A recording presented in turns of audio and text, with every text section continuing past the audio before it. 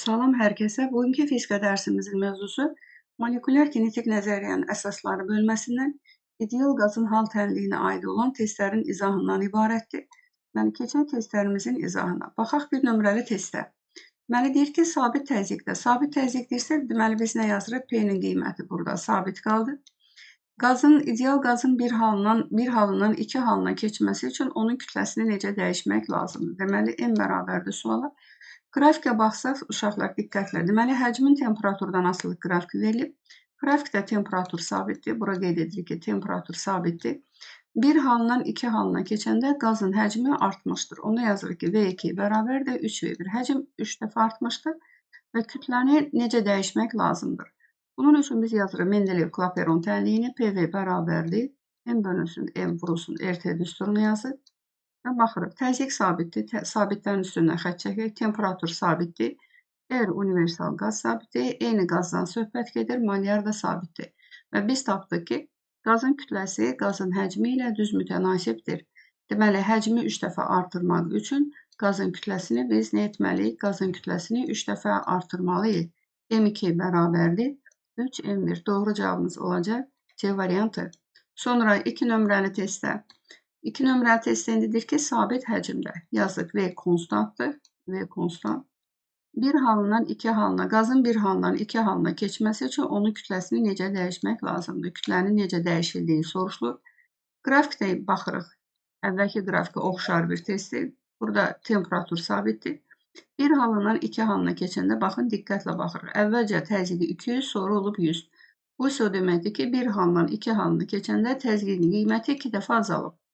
İndidir ki, təzyiqin qiymətini 2 dəfə azalması üçün kütlə necə dəyişməlidir?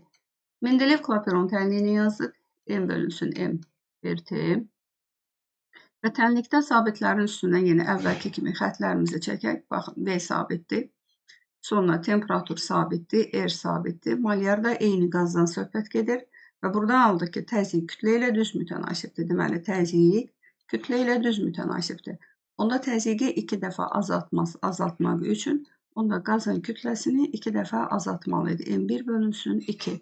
Doğru cavabımız olacaq 2 dəfə azaltmaq. Olacaq C variantı.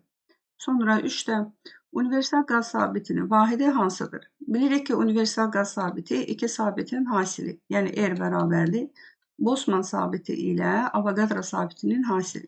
Bosman sabitinin vahidi Joule bölünsün Kelvindir. Avogadro sabitinin vahidi 1 bölünsün mol. Mol düşür kəsirin məxrəcinə. Alırıq Bosman sabitinin vahidini, daha doğrusu universal qaz sabitinin vahidini Joule bölünsün mol vur Kelvin. Məsələn, uşaqlar, burada Bosman sabitinin vahidini təyin etmək üçün daha yaxşı olar ki, kinetik enerjinin düsturundan istifadə edərsiniz. YK bərabərdir 2-3 KT. Buradan K-nı tapsaq, baxın, K bərabərdir 2Y kinetik bölünsün 3 vur T. Enerji vahidi Joule'dur, temperatur vahidi də Kelvin.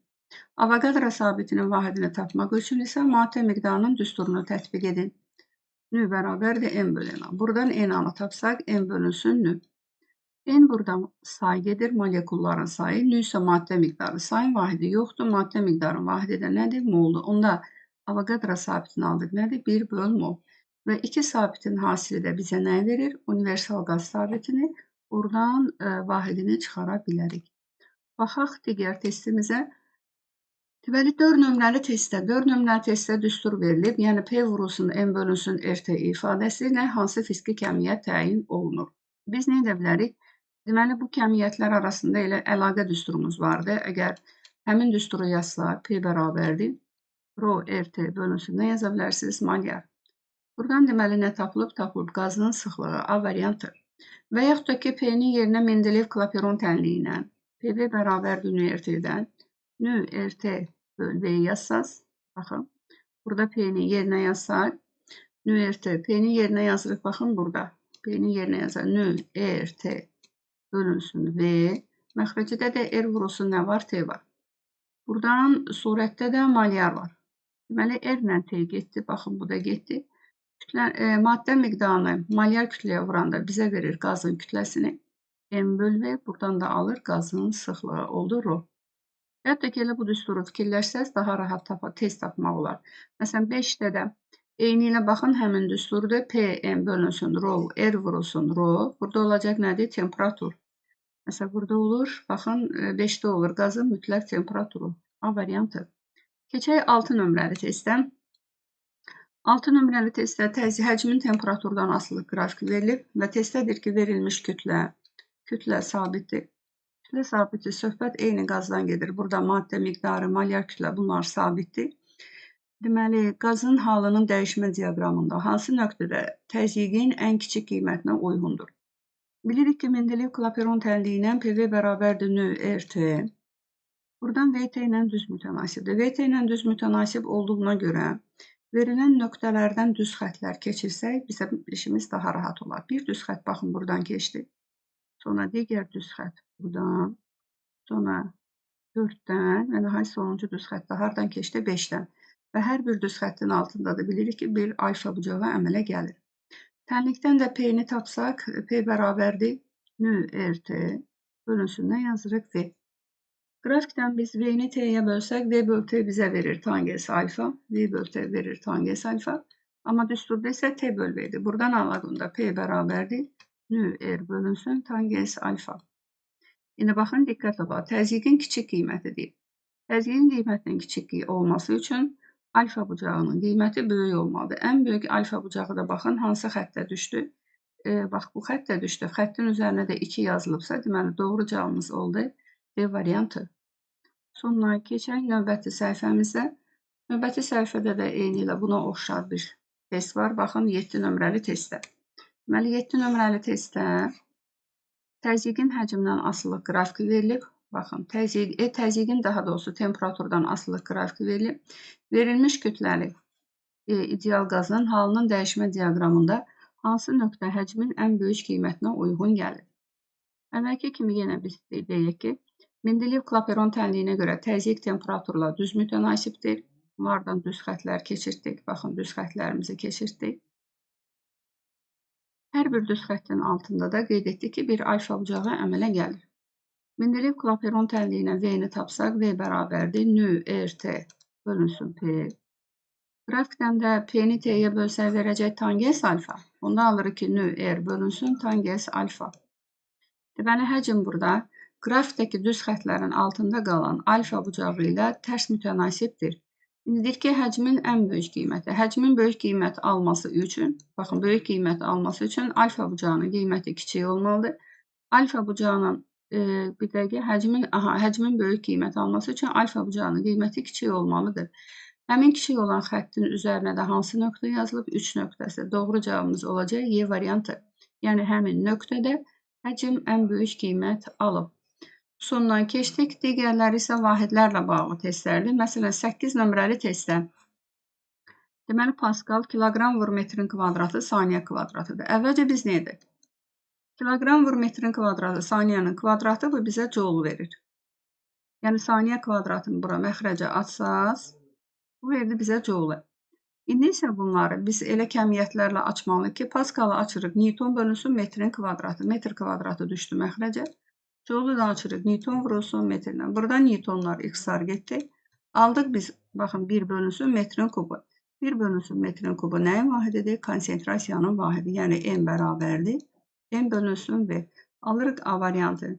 Qaz molekullarının konsentrasiyası. Sonra 9 nömrəli testdə.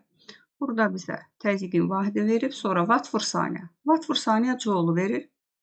Eyni qayda ilə, yəni, baxın, elə əvvəlkindən gəlib çıxır. Joule Newton, Pascalı Newton böl metrin kvadratı. Joule Newton vur metr. Məsələn, Joule Newton vur metr dedikdə işin düsturunu yadınıza salırsınız. Ümumiyyətlə, vahidlərlə bağlı testlər işləyəndə düsturları yadınıza salsınız daha rahat olacaq. Deməli, Newton vurulsun metrdir. Baxın, buradakı yol və yaxud da ki, yer dəyişmədir. Amma təzyiqin düsturu isə P bərabərdir F böl S-dir. Burada Newton bölünsün, buradakı sahə olduğuna görə metrin kvadratı olur. İndi biz nəticədə yenə nə alacaqsınız? 1 bölünsün metrin kubu alırıq ki, qaz molekullarının konsentrasiyası.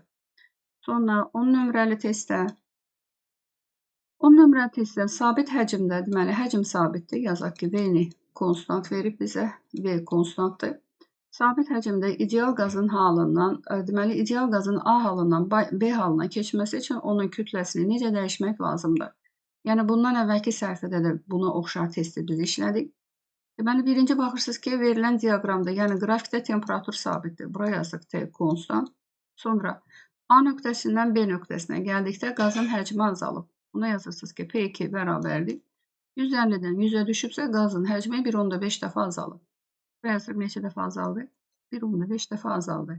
İndi həcmin təzyiqin 1.5-də qazın təzyiqi azalıb. Təzyiqin 1.5 dəfə azalması üçün deyir ki, qazın kütləsini necə dəyişmək lazımdır? Mendeleyev Klaperon tənliyi ilə PV bərabərdir. M bölünsün M, yəni növünü əvəz etdiniz, RT. Sabitlər, sabitlərin üstündən xətt çəkdik. V sabitdir, malyar sabitdir, Eri, T'si. Bunlar eynidir. Və buradan aldıq ki, təzyiq kütlə ilə düz mütənasibdir.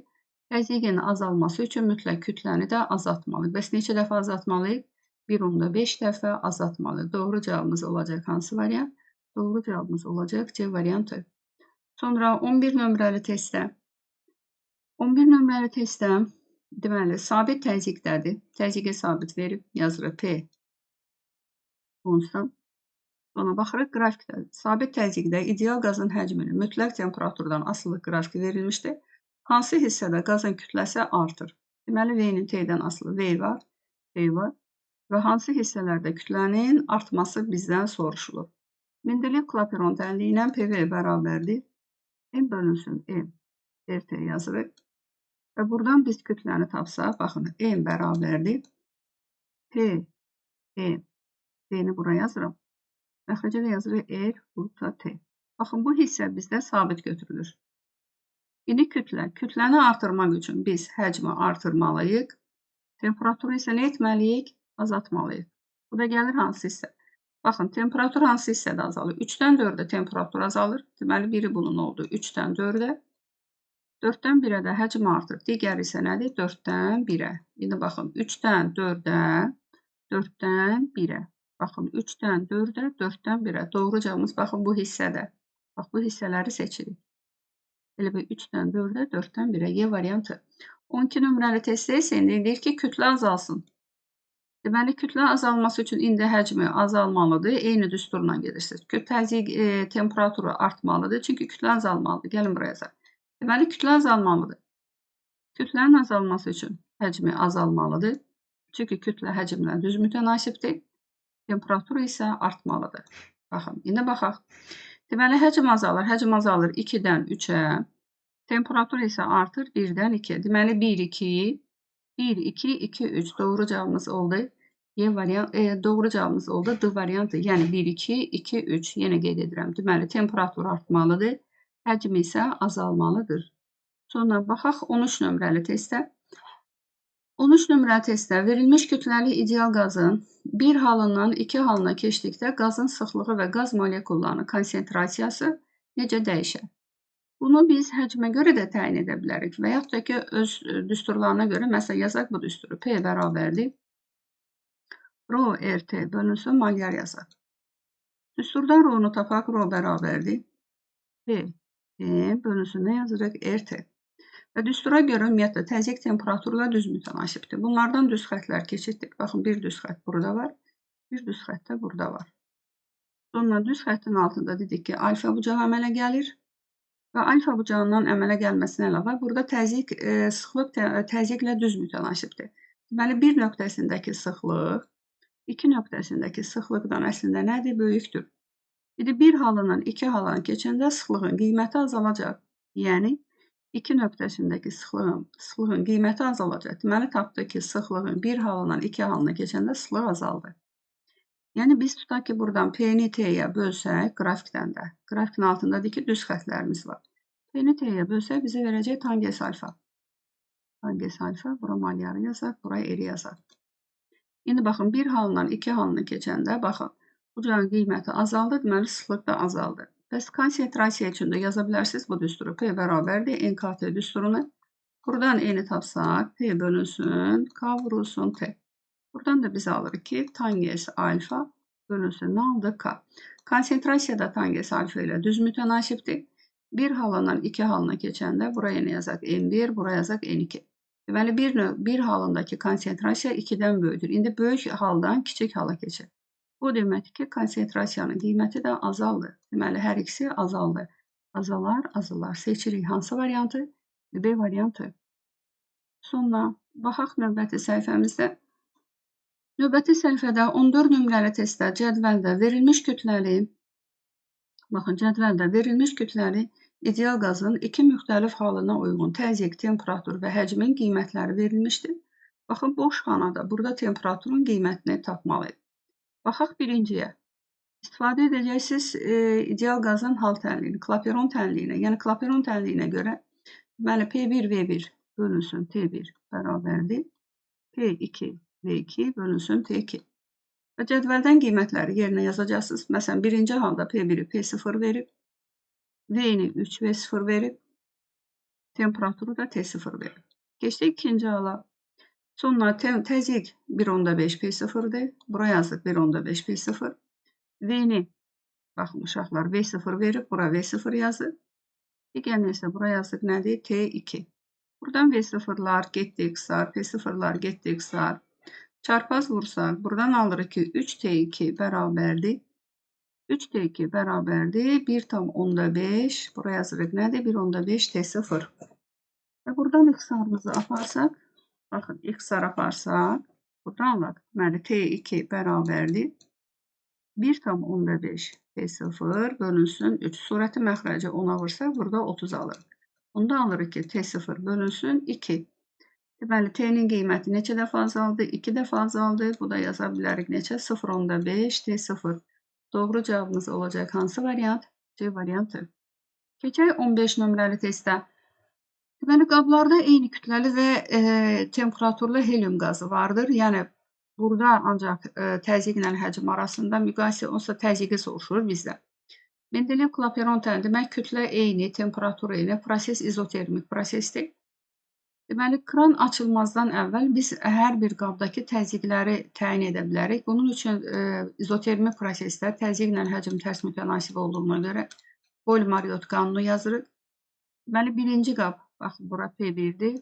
Birinci qabda həcmi 2V verib, ikinci qabda isə həcmi V verib. Buradan onda biz alırıq ki, P2 bərabərdir 2P1'ə. Və kənarda nə qeyd edək? Qeyd edək ki, onda birinci qabdakı təzyiqə P deyək. İkinci qabdakı təzyiqə isə 2P deyək. Baxın, bunları qeyd 2P deyək. Bir dəqiqə, bunu silək. Buradan səliqəsiz oldu. Bura P deyək. İndi istədik ki, kran açıldıqdan sonra orta təzyiqi tapaq. Kran açıldıqdan sonra, yəni qablarda təzyiqlər bərabərləşir. Orta təzyiqin düsturu bilirdik ki, P1, V1 üstəgəl yazırıq. P2, V2, məxrəcdə də V1 üstəgəl V2. Buradan deməli, kranın bağlı olan birinci halda təzyiqə nə demişik? P demişik, həcmi neçə V-dir? 2V-dir, üstəgəl. İkinci halda qeyd etdik ki, təzyiq 2P, həcmi V. Məxrəcdə həcmləri toplayırıq. V, 2V üstəgəl V alırıq neçə V? 3V.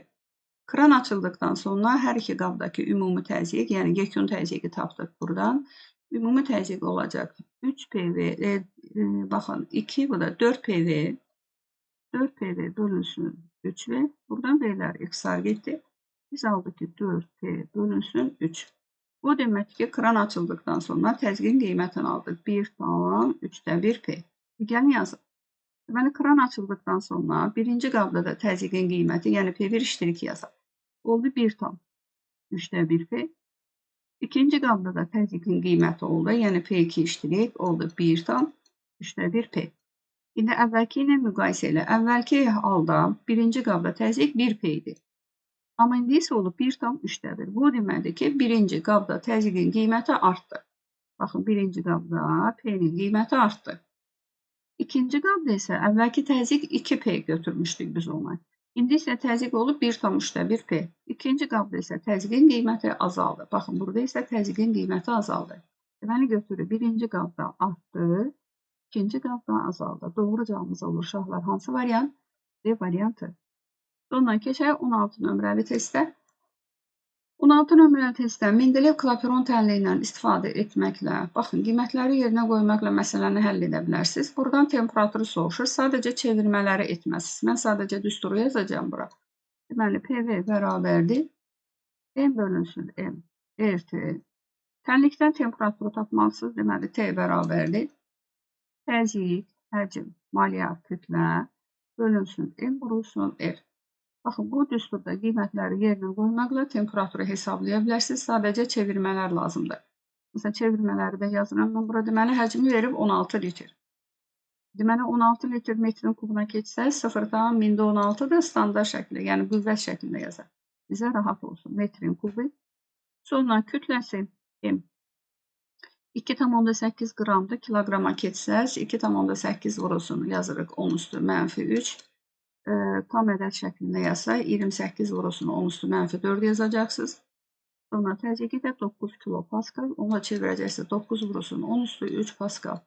Baxın, əsas burada çevirmələri etdikdən sonra bütün qiymətləri yerinə yazıb temperaturu tapa bilərsiniz. Eyni ilə 17 nömrəli testdə elədi. Oxşar tipli testi. Yəni 17 nömrəli testdə də həcm verilib, sonra temperatur verilib, təzyiq verilib. Burada ümumiyyətlə çevirməyə ehtiyac yoxdur. Buradan soruşur ki, maddə miqdarı neçə moldur? Bunun üçün elə PV bərabərdir nÜ/RT düsturundan yazırıq düsturumuzu. Buradan bir ki, maddə miqdarını tapmaq lazımdır. Yazırıq P vurulsun V, bölünsün L vurulsun T. Yəni, uyğun qiymətləri yerinə yazmaqla məsələni həll edə bilərsiniz. Yəni, çevirməyə də burada ehtiyac yoxdur. Sonra baxırıq 18 nömrəli testdə. 18 nömrəli testdə deyir ki, temperatur verilib.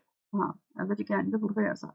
17 dərəcə Selsidir. Baxın, diqqətli olun, mütləq çevirməsiz. Deməli, 273-ün üzərinə neçə gəlməlisiniz? 17 gəlməklə çevirmə edirsiniz. Burada alırıq biz neçə? 290 Kelvin. Deməli, düsturda 290-dan gedəcəksiniz. Sonra təzyiqi verib 8 vurulsun 10 üstü 4 paskal. Sonra molyar kütlə verib 29 vurulsun 10 üstü -3. Və bizdən də soruşur. Elin qiyməti var, qazın sıxlığını soruşur. İstifadə edəcəyiniz düstur P bərabərdir. Mendeleyev-Klaperon tənliyindən çıxır bu düstur. Deməli, P bərabərdir. Rho/RT bölünsün molyar. Buradan Rho-nu tapırsınız. Deməli, Rho-nu tapmaq üçün təzyiqi molyar kütləyə vurub, universal qaz sabitinə və temperatura bölürsünüz. Baxın, bu bizim düsturumuz. Buradan qiymətləri yerinə qoyub hesablama apara bilərsiniz. Çox sadə bir məsələdir. Elə də çətin deyil. Sonra baxaq 19 nömrəli testimizə. 19 nömrəli testdə deməli, içərisində 6 vurulsun 10 üstü 5 paskal təzyiqdə ideal qaz olan şüşə balondan qazın 3/2 hissəsi kənara buraxılmışdır. Və balonda qazın təzyiqini hesablayın. Birinci halda deməli, qazın təzyiqinə nə yazırsınız? P1 bərabərdir. 6 vurulsun 10 üstü 5 paskal. Balondan qazın 3/2 hissəsi gedib. Bəs yerdə qazın hansı hissəsi qalıb? 3/1 hissəsi qalıb. Ona görə yazırsınız ki, N2 bərabərdir. 3/1 nə yazıq? 3/1 yazıq. M1 balondursa burada həcm dəyişmir. Yəni, burada V konstant götürəcəksiniz. Temperatur sabitdir. Və biz istifadə edəcək təzyiqin P bərabərdir NKT düsturundan N-i də M bölünsün V vurulsun K vurulsun T ilə əvəz edirsiniz. Və bu düstura görə təzyiq burada sayla, yəni hissə ilə düz mütənasibdir. Bir ki, balonda qalan qazın təzyiqini hesablayın. Deməli, tapmalıyıq nəyi? P2-ni. İndi baxın, burada qazda olan molekulların sayı 3 dəfə azalıb. Deməli, 3 dəfə azalıbsa, deməli, təzyiqi də 3 dəfə azalıb. Çünki P-N-dən düz mütənasibdir. Ona yazırsınız ki, P2 bərabərdir. P1 bölünsün 3. Buradan da P2 bərabərdir. P1 bizdə 6 vurulsun 10 üstü 5-dir. Onu bölürük neçəyə? 3-ə. Alırıq 2 vurulsun 10 üstü 5 paskal. Doğru cavabımız oldu. Hansı variant? C variantı. Keçən növbəti məsələmizə 20 nömrəli məsələdə 20 nömrəli məsələdə həcmin temperaturudan asılı qrafik verilmişdir. Və qazın təzyiqi hansı ifadə ilə təyin olunur? Ümumiyyətlə, belə məsələləri izah edəndə hər dəfə mən şagirdlərimə deyirəm ki, qrafikdən əvvəlcə məsələn, V-ni T-yə bölməklə V-ni baxın bu hissəyə köçürsək, burada bir düz bucaqlı 3 bucaq alırıq. Bu hissədə hissə T-dir. Deməli, qrafikdən həm tangens, həm də kotangens alfa tapın. V-ni qarşı kateti, bitişik katetə bölsək, V böl T bizə verəcək tangens alfa. Bitişik kateti, yəni T-ni V-yə bölsəz, verəcək bizə nə? Kotangens alfa. Və Mendeleyev-Klaperon tənliyindən də təzyiqi tapsaq, P bərabərdir. nÜ/RT nə yazırıq? V. İndi baxın, biz burada aldıq T böl V. T böl V almışıqsa, T böl V-ni nə ilə əvəz edəcəksiniz? Kotangens alfa ilə. Onu yazacaqsınız ki, P bərabərdir. nÜ/R kotangens alfa. Deməli, belə daha yaxşıdır ki, hər ikisini tapın. Hansı sizin şərtə uyğundursa, T bölü V olduğuna görə mən ora kotangens alfa yazdım. Və doğru cavabımız olacaq Y variantı. Eyni ilə 21 nömrə test elədik. Sadəcə burada təzyiqin temperaturdan asılılıdır. Məsələn, burada olacaq ki, P bölü T. Burada da olacaq bizdə T bölü P. İndi burada düsturdan da V-ni tapacaqsınız. V-ni tapanda da olacaqsınız nədir? Nü RT bölünsün P. Yine burada T bölü P'ye ne yazacaksınız? T bölü P'ye kotangens alfanı yazacaksınız. Alırsınız P beraberlik. Nü R ne yazırıq? Nü R kotangens alfa. Bakın nü R kotangens alfa. Doğru cevabımız olur. D variantı. Sonra bu haq növbəti məsələmizə 22 nömrəli məsələyə. 22 nömrəli məsələdə deməli bərabər həcmli. Deməli məsələdə bizə deyir ki, V-ni konstant götür. Bərabər həcmli qazın halının dəyişməsinin təzyiq temperatur qrafiki verilmişdir. 1, 2, 3 nöqtələrinə uyğun qazın kütlələri arasında hansı münasibət doğrudur? Mendeleev Klaperon tənliyi ilə P bərabərdir M, T bölünsün, deməli, malyar vurulsun V. Buradan biz tapırıq ki, düstura görə təzyiq temperaturla düz mütənasibdir. Düsturdan düz xətlərimizi keçirdik. Bir düz xət burada, baxın bir düz xət burada. Və düsturdan kütləni tapsaq, baxın M bərabərdir. Təzyiq vurulsun malyar, vurulsun V, bölünsün R, vurulsun T. Deməli, kütlə burada təzyiqlə düz mütənasibdir. Ona görə təzyiqə yaxın olan kütlələr böyük olacaq. Məsələn, 1 ilə 2 eyni xəttin üzərinə düşdüyünə görə 1 ilə 3-ün kütləsi bərabərdir. Onlar da 2-dən nədir? Onlar da 2-dən böyükdür. Və hətta ki, bayaqki kimi PT ilə düz mütənasibdirsə, baxın, bu düz xətlərin altında bir alfa bucağı əmələ gəlir. Və qrafikdən P-ni T-yə bölsək, bizə verəcək tangens alfa. Və həmin tangens alfanı gətirib düsturda nəzərə alsaq, baxın, malyarı buna yazaq, V-ni yazaq, R-i yazaq, P bölü T oldu tangens alfa. Və kütlə burada qrafikdə qalan, grafikdəki düz xəttin altında qalan alfa bucağı ilə oldu düz mütənasib. Onda ən böyük alfa bucağı düşür 1 ilə 3-ə. Yəni 1 ilə 3 bərabərdir, böyükdür 2-dən. Bu üsulla da həll edə bilərsiniz. Sonra keçək digər testimizə. 23 nömrəli testlər, 24 nömrəli testlər nə deyilir? Kran açıldıqdan sonra, deməli, qablarda eyni növ ideal qaz var, yəni malyar kütlələr eynidir. Kran açıldıqdan sonra qərarlaşmış təzyiq. Deməli, istər 23, istərsə də 24, yəni birini qeyd edəcəm. Deməli, kran açıldıqdan sonra qərarlaşmış təzyiqin, yəni yekun təzyiqin düsturunu yazar. Kran açıldıqdan sonra qərarlaşmış təzyiq, düsturu P1, V1. Və gəl yazırıq uşaqlar, P2, V2, məxrəcdə V-ləri nə edəcəksiniz? Toplayacaqsınız. Yəni, elə birinci 23-ü yazaq. Deməli, birinci qabda 3PV-dir. Yazıq 3PV. İkinci qabda 2PV-dir. Məxrəcə isə V-ləri toplayırsınız. V, 2V. Neçə V aldıq? Aldıq 3V. Buradan P qərarlaşmış təzyiq, yəni yekun təzyiq bərabərdir. Surətdə 5PV. Baxın, 5PV bölünsün 3V. Buradan V-lər ixtisar getdi. Aldıq 5P bölünsün nə aldıq? 3. 5P bölünsün 3 oldu. Y variantı. 24-də oxşar tipli testlər. Baxırıq 25 nömrəli testlər. 25 nömrəli testlər, deməli, içərisində qaz olan kolba maye manometrlə birləşdir. Deməli, burada manometr verilmişdir. Əvvəlcə manometr tutaq ki, kənardadır, havadadır. Sonra həmin manometri, deməli, kolba su olan qaba salındıqda manometrin göstərişi dəyişir. Və kolbadakı qaz üçün hansı ifadələr doğrudur? Qaydalarımızdan bilirik ki, məsələn, əvvəlcə baxaq birinci qaba. Bu manometrin, məsələn, içərisində bu qolda maye var. Manometrin oturacağını, baxın, belə bir maye olan tərəfdə bir xət çəkək.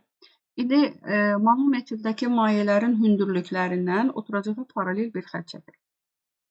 Deməli, birinci halda burada ümumiyyətlə, deməli, hər iki maye hündürlükləri eynidir. Yəni, birinci qoldakı hündürlüklər, ikinci qoldakı hündürlük eynidirsə, manometrlərdə hidrostatik təzyiqlər bərabərdir. Burada qalır təkcə qazın təzyiqi. Açıq qolda isə atmosfer təzyiqidir. Bu deməkdir ki, birinci halda qazın təzyiqi ilə atmosfer təzyiqinə bərabərdir. Baxın, atmosfer təzyiqinə bərabərdir. İkinci halda isə kolbanı suyun içərisinə saldıqda qollardakı maye sütununun hündürlükləri dəyişib. Yenə biz oturacağa bir paralel düz xət çəksək, Hansı maye sütunu uşaqlar oturacağa yaxındırsa, həmin maye sütunundan oturacağa paralel xətt çəkirsiniz. Və bu zaman nə olur? Deməli, sağ tərəfdəki maye sütununda, baxın, burada təkcə qaldı qazın atmosfer təzyiqi. Baxın, burada təkcə atmosferin təzyiqidir. Amma digər tərəfdə isə həm qazın təzyiqi var, həm də hidrostatik təzyiq var. Onda biz buradan alırıq ki, ikinci halda. Deməli, qazın təzyiqi üstə gəlir OJH bərabərdir atmosfer təzyiqinə. Buradan qazın təzyiqini tapsaq, çünki bizdədir ki, kolbadakı qaz üçün. Qazın təzyiqini tapsaq, atmosfer təzyiqindən çıxır etməyə hidrostatik təzyiqini. Bu isə onu göstərir ki, kolbadakı qazın təzyiqi atmosfer təzyiqi ilə müqayisədə azalmışdır. Nə qədər azalmışdır? OJH qədər azalmışdır. Onda biz tapdıq ki, qazın təzyiqi azalıb. Qazın təzyiqi azalıbsa, onda burada ona uyğun olan nədir? Qazın temperaturu azalmışdır. Çünki temperatur azalanda təzyiq azalır. Doğru cavabımız olacaq hansı variant? B variantı. Deməli, buna oxşar, baxın, burada bir neçə test var. Məsələn, 26 nömrəli testdə elə oxşar tipli testdir. Yəni, biz aldıq ki, yenə. Deməli, qollarda maye sütunlar birinci halda qeyd edirsiniz. Birinci halda qazın təzyiqi bərabər atmosfer təzyiqinə. Amma ikinci halda isə artıq qazın təzyiqi atmosfer təzyiqindən kiçikdir. Çünki burada təkcə atmosfer təzyiqi qalır. Burada həm qazın təzyiqi, bir də OJH var. Biz buradan aldıq ki, qazın təzyiqi atmosfer təzyiqindən atmosfer çıxılsın yazırıq. OJH qədər kiçikdir. Deməli, qazın təzyiqi azalıb. Qazın təzyiqi azalıbsa, deməli, biz qeyd etdik ki, temperatur azalıb. Temperatur azalıbsa, nə azalacaq? Qazın kinetik enerjisi azalacaq. Kinetik enerji də azalacaq. Çünki GK bərabərdir 2D3 KT. Ona görə yazırıq ki, kinetik enerjisi də azalmışdır. Doğru cavabımız olacaq hansı variant? A variantı. Sonra keçək növbəti səhifədə. Növbəti səhifədə 27-də eyni tipli testi. Sadəcə əvvəlkindən fərqli olar. Yenə birinci halda qazın təzyiqi elə bərabərdir atmosfer təzyiqinə. İkinci halda isə baxırıq. Baxın, oturacağın xəttini çəkdik. Sonra hansı maye sütunu oturacağa yaxındırsa, həmin maye sütundan oturacağa paralel xətt çəkdik. Bu zaman sol tərəfdə, yəni baxın, gəlin bura deyək, sol tərəfdə, yəni qaz olan tərəfdə təkcə qaldı qazın təzyiqi. Amma digər qabda isə, boru tərəfdə isə, burada həm OJH var, həm də açıq qabdırsa, burada atmosfer təzyiqi var. Yəni, bu halda tam təzyiq ikisinin cəmidir. Onda biz yazırıq ki, qazın təzyiqi bərabərdir. Atmosfer təzyiqi ilə hidrostatik təzyiqin cəminə, OJH-a. Deməli, qazın təzyiqi artıb. Qazın təzyiqi artıbsa, qazın temperaturu artıb. Temperaturu artıbsa, qazın kinetik enerjisi artıb. Sonra qazın daxili enerjisi artıb. Baxaq, burada nə verir? Deməli, qaz molekullarının kinetik enerjisi artmışdır. Doğru cavabımız oldu. C variantı. Sonra 28-29 nömrəli testlər. Deməli, burada müqayisələrdir. Baxaq. Deməli, birinci halda baxırıq ki, porşenin altındakı sabit kütləli, deməli, M konstant. Sabit kütləli ideal qazın həcminin mütləq temperaturdan asılı qrafik verilmişdir. Hansı ifadələr doğrudur? Porşenə təsir edən qüvvə artmışdır. Sonda, indi birinci baxırıq ki, burada həcm temperaturla düz mütənasibdir. Yəni, burada həcmin qiyməti də artıb, temperaturun qiyməti də artıb. Və Mendeleyev-Klaperon təhliyi ilə də PV bərabərdir nö RT-ni qeyd etsək, nö sabit, R sabit. Həcm də artıb, temperatur da artıb, deməli təzyiq artıb. Təzyiq sabit qalıb burada. Təzyiq sabit qalıbsa yazaq P konstant. Təzyiq sabitsə proses izobar prosesdir. İzobar prosesdə təzyiq sabit qalanda burada təzyiq qüvvəsi də sabit qalacaq. Deməli, təzyiq qüvvəsi sabit qalır. 3 doğrudur. Sonra molekulun konsentrasiyasını soruşur. Konsentrasiyanı təyin etmək üçün elə biz nəyi götürəcəyik? Konsentrasiyanın düsturunda M bərabərdir, M böl V. Porşenin altında yerləşən qaz üçün həcm artanda burada molekul sayı dəyişməyəcək. Konsentrasiya ilə həcm tərs mütənasibdir. Həcmin qiyməti artanda konsentrasiyanın qiyməti azalacaq. Baxaq, konsentrasiyanın qiyməti azaldı. Cavabımız oldu 3, 1 də 5. Sonra 29 nömrəli test isə bunun tərsidir. Yəni, tərs dedikdə nədir? Yəni, düz mütənasib verilib. Sadəcə bu testdə uşaqlar indi həcm azalıb. Həcm azalanda temperatur da azalıb.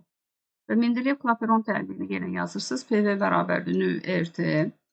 Kütlə sabitdir. Porşun altında sabit kütləli ideal qaz var. Deməli, kütlə sabitsə nüsi sabitdir, F sabitdir. Sonra həcm azalır. Həcm azalanda temperatur da azalır və bu zaman təzyiq nə qalır? Bu zaman təzyiq qalır sabit və konstant.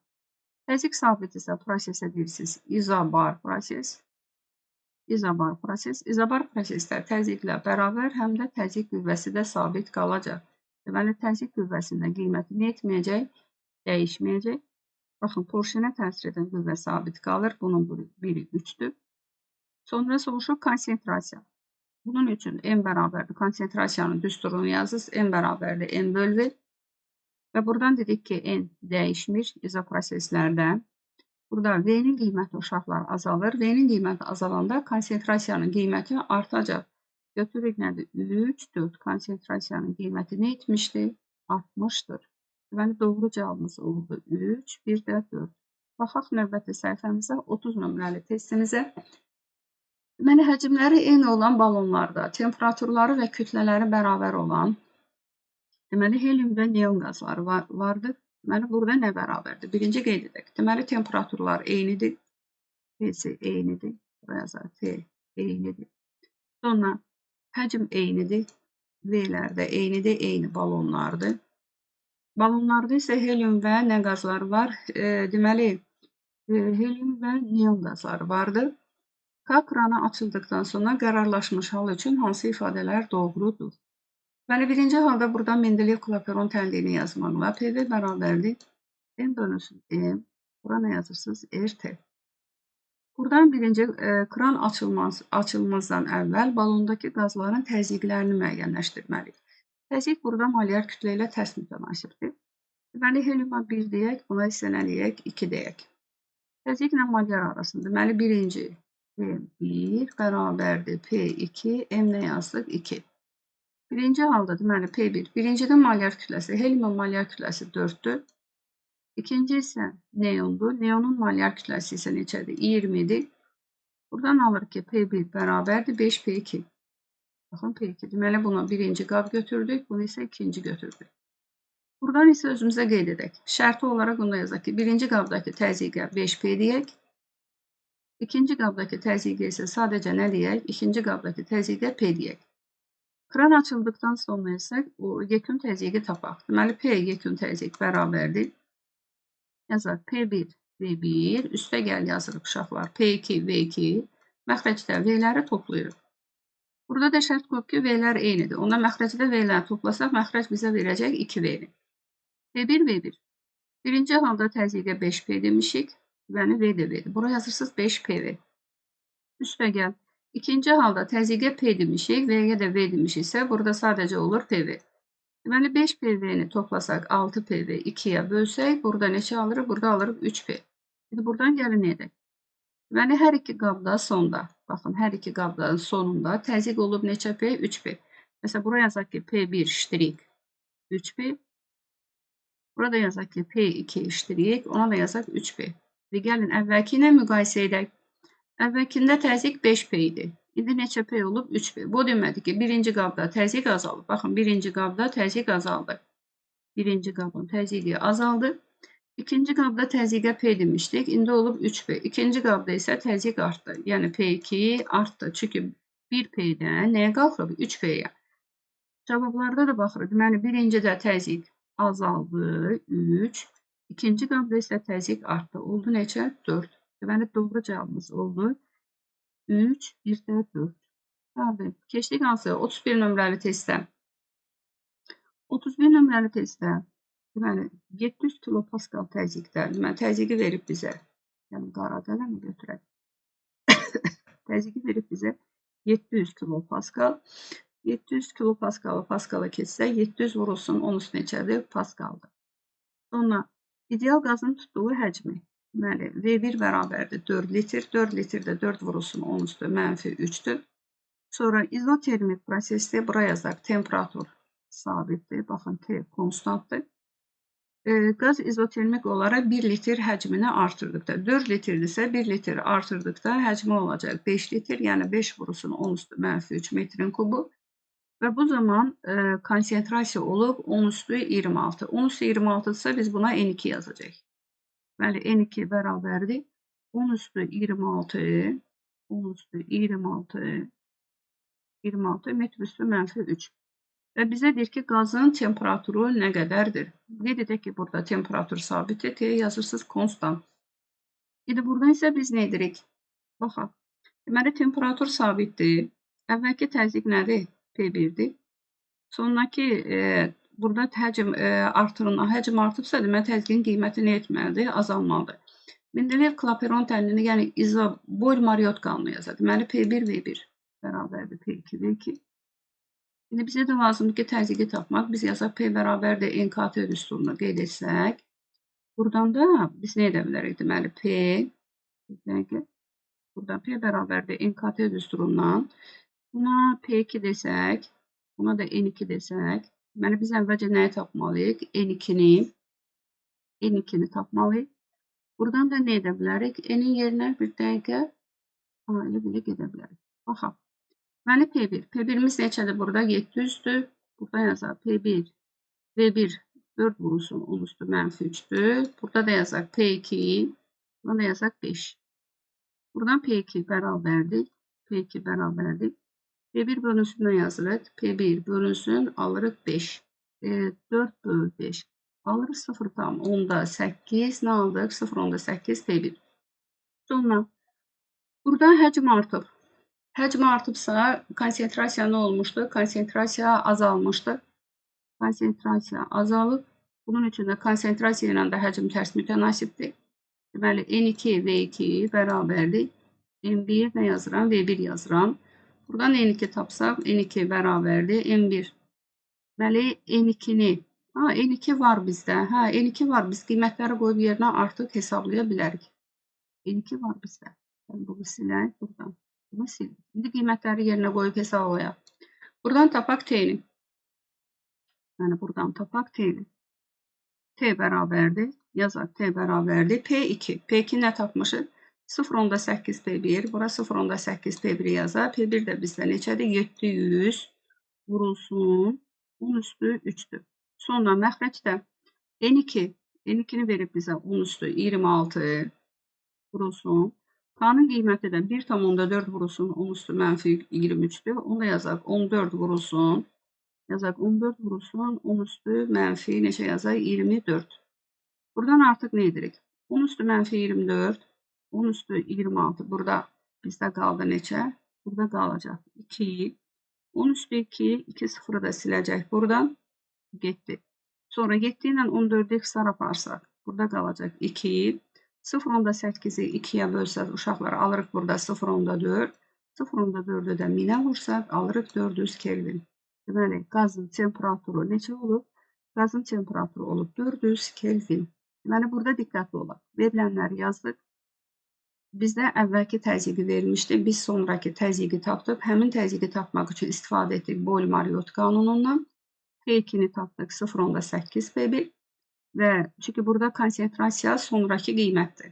Ola bilərdi ki, məsələn, konsentrasiyanın əvvəlki qiymətini tapıb P1 ilə də gedə bilərdik. İndi mən P2 ilə getdim, yəni N2 ilə. Cavab aldıq neçə? 400 Kelvin. Sonra baxırıq 32 nömrəli testdə.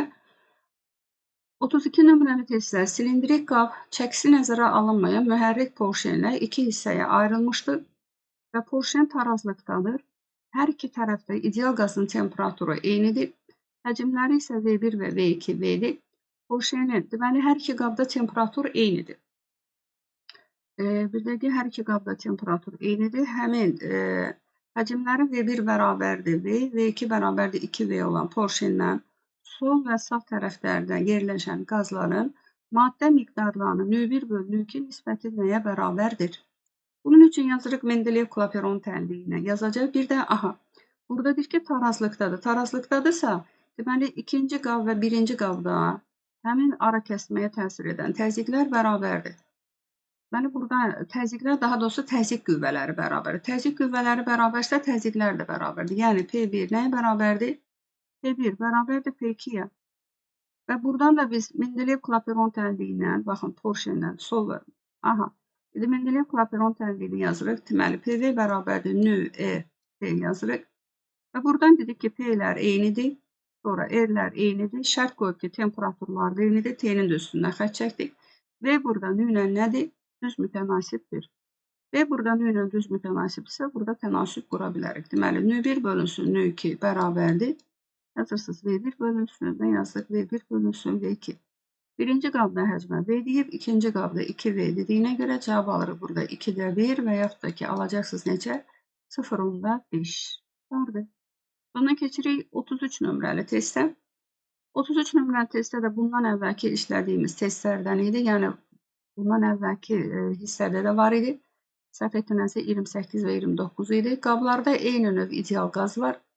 K kranı açıldıqda qablardakı təzyiqi neçə kilopaskal ilə, təzyiqi kilopaskal ilə hesablayın. Yəni, yekun təzyiqi soruşur bizdən, qərarlaşmış təzyiqi. Yekun təzyiqi tapmaq üçün də, deməli, düsturumuz V1, V1, üstə gəl yazırıq. P2, V2, məxrəcdə V-ləri nə edəcəksiniz? V-ləri toplayırsınız. Buradan da P yekun bərabərdir. Məni birinci qabda 20 kilopaskal vurulsun və elə bir yazaq. Çevirməyə ehtiyacı yoxdur. 20 vur V. İkinci qabda 30'u vurursunuz 4'ə. Buraya yatırsınız 120 V. Məxrəcdə V-ləri toplayırıq. V üstə gəl 4 V. Məxrəcdə aldıq 5 V. Buradan da P yekun bərabərdir. Surətdə alırsınız 140 V. V-ləri ixtisar getdi. Buradan 140'ı nəyə böləcəksiniz? 5'ə. 140'ı 5'ə bölsəz neçə alırsınız? Alırıq 28 kilopaskal. Deməli qabda kran açıldıqdan sonra təzyiq neçə olub? 28 kilopaskal. 34 nömrəli testdə eyni tipli testi. Bu sizdən yenə kran açıldıqdan sonra qablardakı qərarlaşmış, yəni yekun təzyiqi soruşur. Baxın, istifadə edəcəyiniz düstur budur. Qiymətləri yerinə qoymaqla yekun təzyiqin qiymətini hesablaya bilərsiniz. Deməli, bugünlük bu qədər. Bugün biz sizinlə uşaqlar, deməli, ideal qazın hal tənliyini xarakterizə edən testlərin izahına baxdıq. Növbəti videolarda görüşərik. Kanala abunə olub paylaşmağı unutmayın. Sağ olun.